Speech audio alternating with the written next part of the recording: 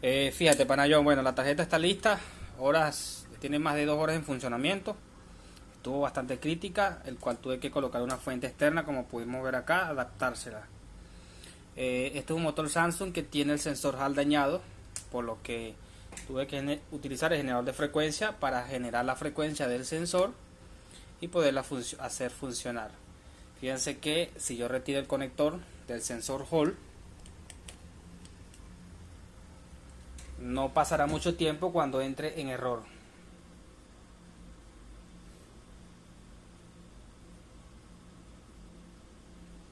Ahí tenemos 10 segundos,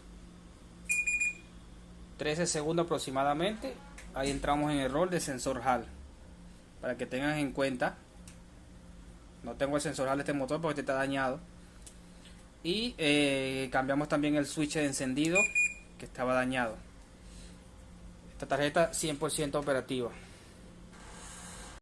En esta parte quise ver si el conector estaba correcto.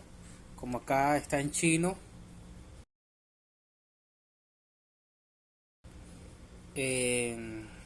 a menos que vaya el traductor, ¿verdad? La otra forma de saber si están correctos los cables, ya tengo identificado acá quién es VCC, quién es ND y quién es salida.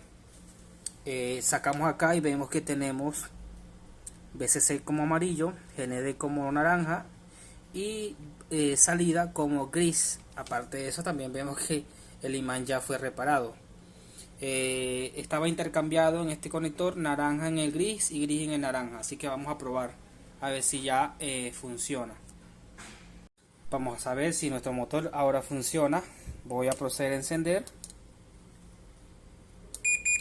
Vamos a ver si se genera la frecuencia, que en este caso entre 50 y 60 Hz, lo que utilizamos con el generador de frecuencia. A ver, hasta ahora tenemos 118, 123 Hz. Se está generando una frecuencia. Vamos a ver si no da ningún tipo de error, ya que con el generador de frecuencia utilizamos 55 Hz y la tarjeta operó adecuadamente. Vamos a ver si con esta frecuencia ya el motor funciona sin problema. Tarda unos 13-15 segundos máximo para generar el error.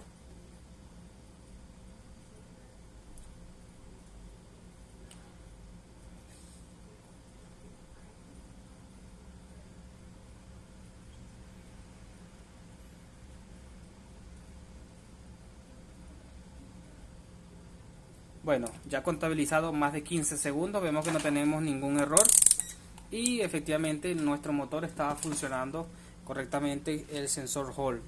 Teníamos en el arnés intercambiado 2 cables y ya está operativo. Esta es una placa que hemos reparado, la fuente estaba crítica, el integrado oscilador, no tenemos esta matrícula y bueno, básicamente que una tarjeta que había que repararla con urgencia, así que optamos, como ya sabrán y les he mencionado anteriormente, una fuente conmutada de forma externa. Abrimos espacio, quitamos todos estos componentes que tenemos acá, entre otros, para poder, incluso el filtro de alta frecuencia, para poder adecuar nuestra tarjeta. Y aquí está totalmente operativa, ventilador girando sin problema. Procedo a apagar. Bueno, en este momento no he encendido el compresor porque reciente se estaba apagando y encendiendo. Vamos a generar calor en los sensores para acelerar el proceso de encendido.